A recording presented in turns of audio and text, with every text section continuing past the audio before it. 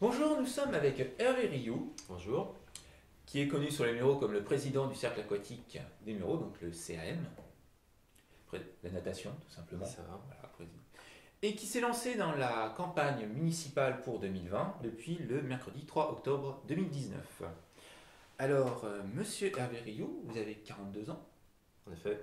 vous êtes professeur en sciences de l'ingénierie en classe préparatoire au lycée Chaptel à Paris. Vous faites tous les jours l'aller-retour, Voilà. je suppose. Exactement. Voilà.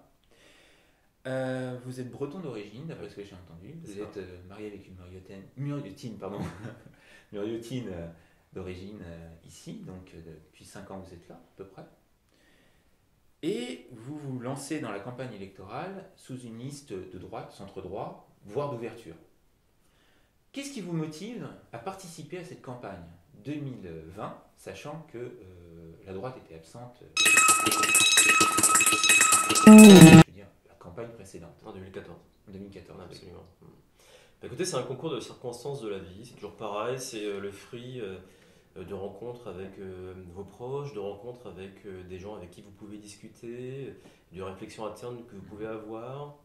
Bon, voilà un peu l'histoire en fait. Il se trouve que quand effectivement je suis arrivé dans le territoire à l'issue de mon mariage avec mon épouse, donc j'ai découvert la ville des Mureaux, qu'auparavant je ne connaissais pas. Et puis j'ai été amené à discuter avec de nombreuses personnes qui au début étaient évidemment dans le cercle de mes amis rapprochés. Et ces nombreuses personnes m'ont évoqué un grand nombre de difficultés dont ils pouvaient souffrir sur la ville et sur le territoire, et difficultés qui me montraient qu'il y avait un grand nombre de problèmes à traiter. Au début, j'ai trouvé leur avis qui était, à mon jugement, un peu sévère. Je me disais, bon, ok, ils me disaient cela un peu à bras ouverts, sans prendre de précautions dans leurs mots. Et finalement, au fur et à mesure d'en parler avec un cercle de plus en plus élargi, je me suis rendu compte que ces difficultés revenaient dans la bouche des uns et des autres, ce qui m'a fait prendre conscience qu'effectivement, finalement, leur avis n'était pas si sévère que cela, mais ils souffraient bien de ces problèmes. Parallèlement à cela, donc vous l'avez évoqué, j'ai été amené à prendre la présidence du cercle aquasport des Mureaux. Donc on offre un certain nombre d'activités de natation aux muriotines et aux muriotins. Donc par ce fait, j'étais amené à rencontrer là aussi de nombreux habitants de cette ville, qui par conséquent appartenaient à un cercle bien plus élargi que mon cercle initial de proches, d'amis et de famille.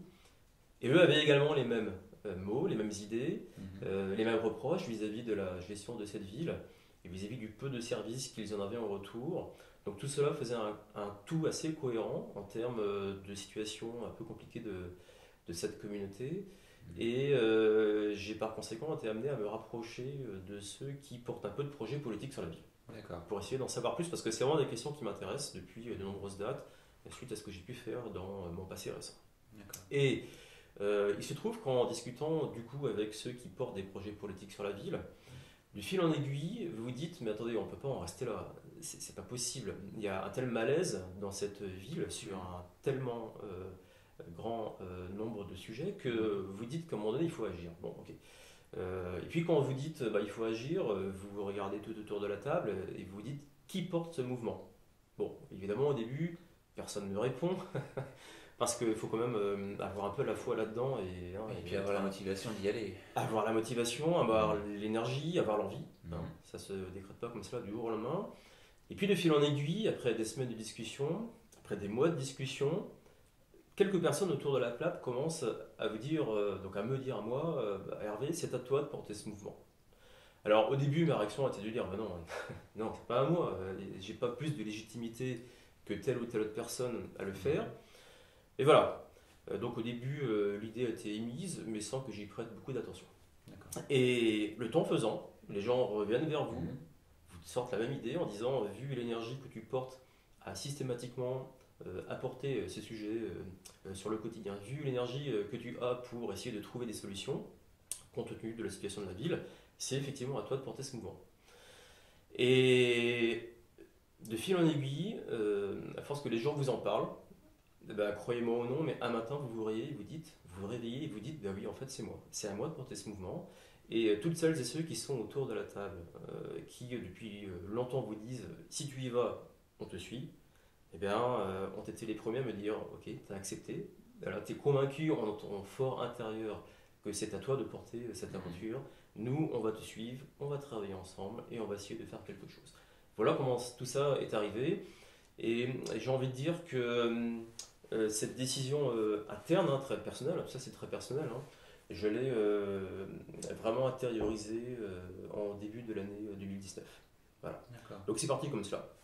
Donc une fois que vous avez vraiment intégré l'idée que, ok, cette aventure, on va la faire collectivement et c'est moi, Hervé Rioux, qui vais la porter avec toute cette équipe, et ben vous vous mettez en place pour la mener. Donc on a commencé à aller voir différentes personnes, représentant différents secteurs d'activité, des jeunes, des moins jeunes, des vraiment moins jeunes, voire des aînés.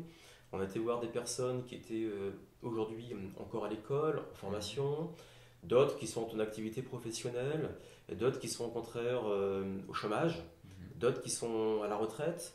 On a été voir des commerçants, on a été voir des artisans, on a été voir Oui, de nombreuses personnes. J'ai remarqué que vous faisiez énormément de porte-à-porte. Énormément de porte-à-porte. Parce que je vous ai croisé dans les rues.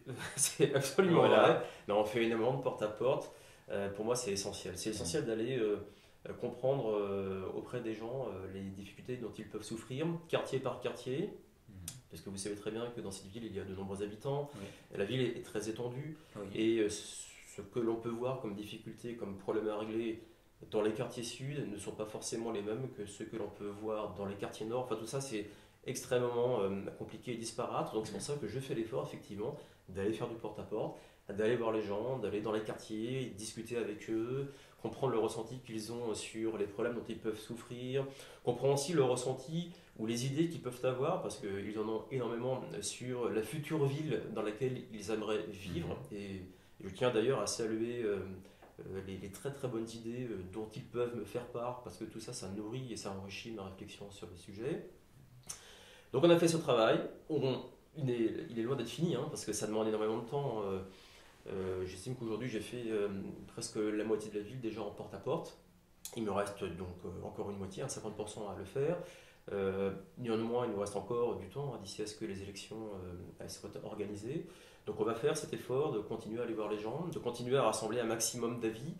Et puis ces idées dont ils ont bien voulu nous faire part, et puis l'ensemble des difficultés que nous on a pu diagnostiquer, vont faire partie de notre part d'un travail de réflexion intense que l'on a commencé à faire sur différentes thématiques, ce qui va constituer le socle de notre programme que l'on va sortir voilà, très, très, très prochainement, vraisemblablement à partir du mois de janvier 2020.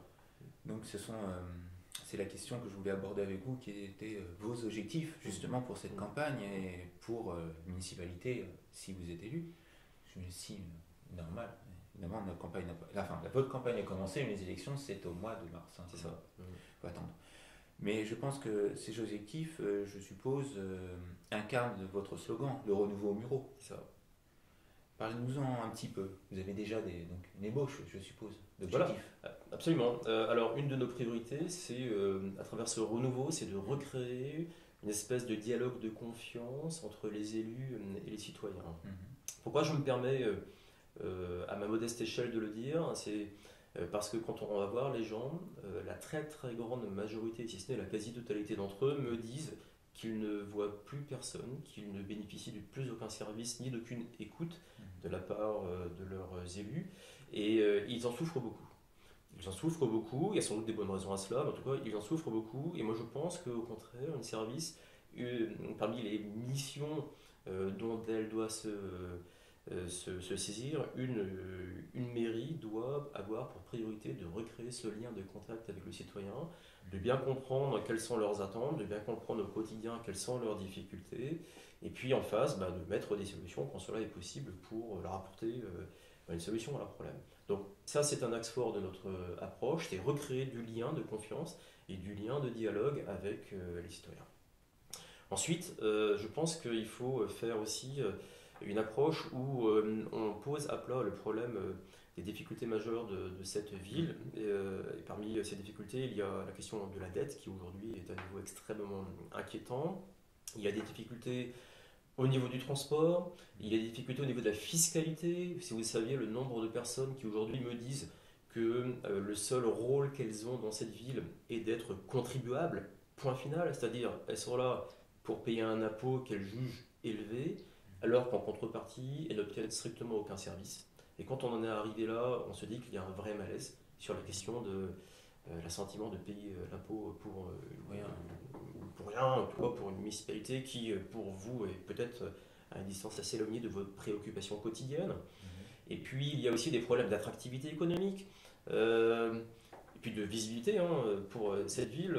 Aujourd'hui, tristement, et je le déplore, mais tristement, la ville des Mureaux a encore une image qui est assez négative aux alentours. Quand on sort de cette ville, eh bien, on se rend compte qu'à l'extérieur, les autres personnes, à tort, mais c'est une réalité, voient cette ville avec une image qui est très stéréotypée au sens négatif du terme. Donc il faut travailler sur cette image de la ville.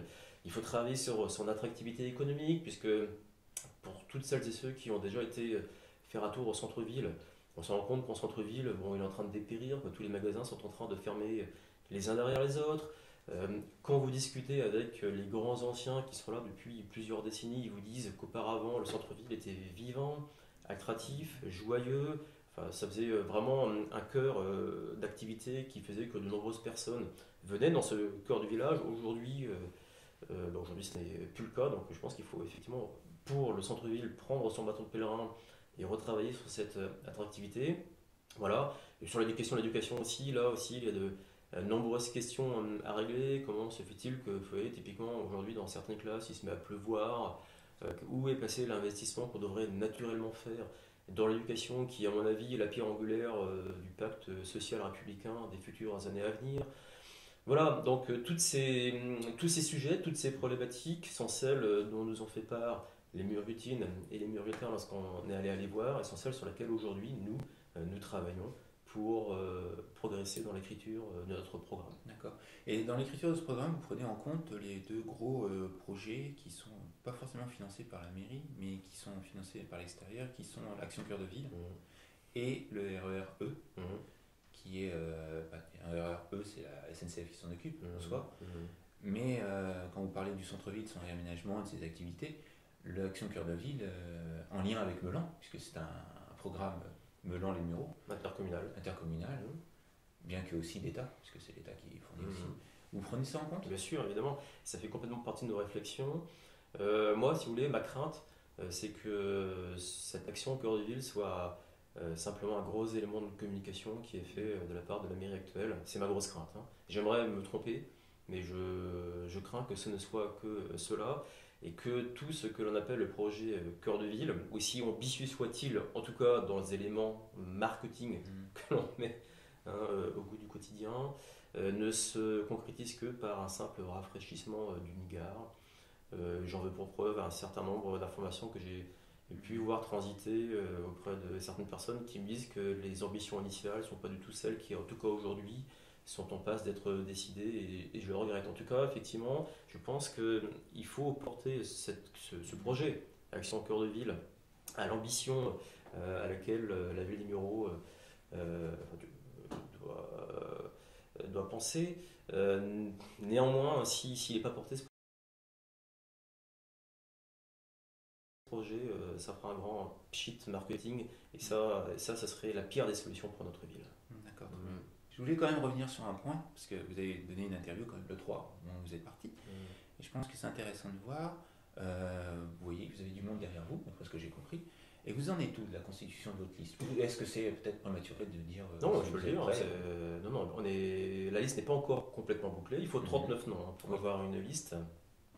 Nous sommes à plus que la moitié aujourd'hui. Alors comment est-ce qu'on s'y prend pour l'obtenir? Ça, c'est intéressant. Oui. On ne va pas du tout dans une approche politico-politicienne un peu à l'ancienne, à chercher des gens qui politiquement souhaiteraient être un peu mis en valeur. C'est pas du tout ça notre approche.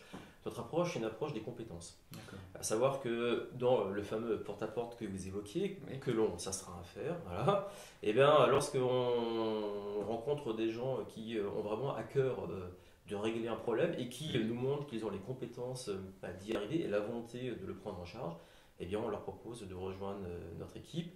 La plupart du temps, elles sont tellement investies de cela quand on voit comment elles nous en parlent et qu'elles acceptent de nous rejoindre.